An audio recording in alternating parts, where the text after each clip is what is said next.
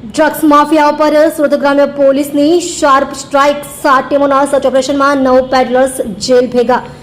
યુવાધનને બરબાદ કરતા નશાના કારોબાર સામે સુરત ગ્રામ્ય પોલીસ સંપૂર્ણપણે એક્શન મોડમાં આવી ગઈ છે. જિલ્લામાં ડ્રગ્સના દૂષણને જડમૂળથી નાબૂદ કરવા માટે સુરત ગ્રામ્ય પોલીસ દ્વારા એક ખાસ મેગા ઓપરેશન હાથ ધરવામાં આવ્યું છે. ઝીરો ટોલરન્સની નીતિ સાથે પોલીસે ડ્રગ્સ નેટવર્કની કમર તોડવા માટે એક સાથે અનેક વિસ્તારોમાં દરોડા પાડીને મોટી સફળતા મેળવી છે.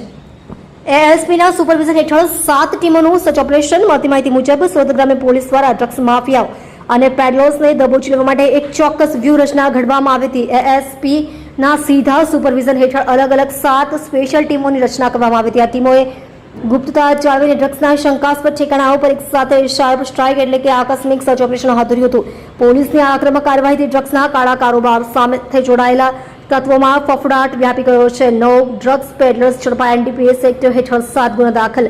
પોલીસની આ કડક ઝુંબેશ દરમિયાન નશાની હેરાફેરી અને વેચાણ સાથે સંકળાયેલા 9 જેટલા ડ્રગ્સ પેડલર્સની ધરપકડ કરવામાં આવી છે. આ તમામ આરોપીઓ વિરુદ્ધ એનડીપીએસ એક્ટ હેઠળ અલગ અલગ 7 જેટલા ગુનાઓ દાખલ કરીને કાયદેસરની કાર્યવાહી હાથ ધરવામાં આવી છે. પ્રાથમિક તપાસમાં સામે આવ્યું છે કે પકડાયેલા પેડલર્સ પૈકી એક આરોપી ગુનાહિત ઇતિહાસ ધરાવે છે, જે ભૂતકાળમાં પણ આવી અસામાજિક પ્રવૃત્તિઓમાં સંડોવાયેલો હતો. મોડસ ઓપરેન્ડીનો પર્દાફાશ. પોલીસ પૂછપરછમાં ડ્રગ્સ વેચનારાઓની ચોંકાવનારી મોડસ ઓપરેન્ડી સામે આવે છે. પેડલર્સ ડ્રગ્સ કન્ઝ્યુમ કરનારાનો સીધો સંપર્ક કરતા હતા અને પકડાઈ ન જવાય તે માટે પ્રતિબંધિત માદક પદાર્થોના નાના મોટા પેકેટ બનાવીને ગ્રાહકો સુધી હોમ ડિલિવરી આપતા હતા. પોલીસે આ આખી ચેઇનનો પર્દાફાશ કર્યો છે. ઝીરો ટોલરન્સ સાથે ઝુંબેશ ચાલુ રહેશે.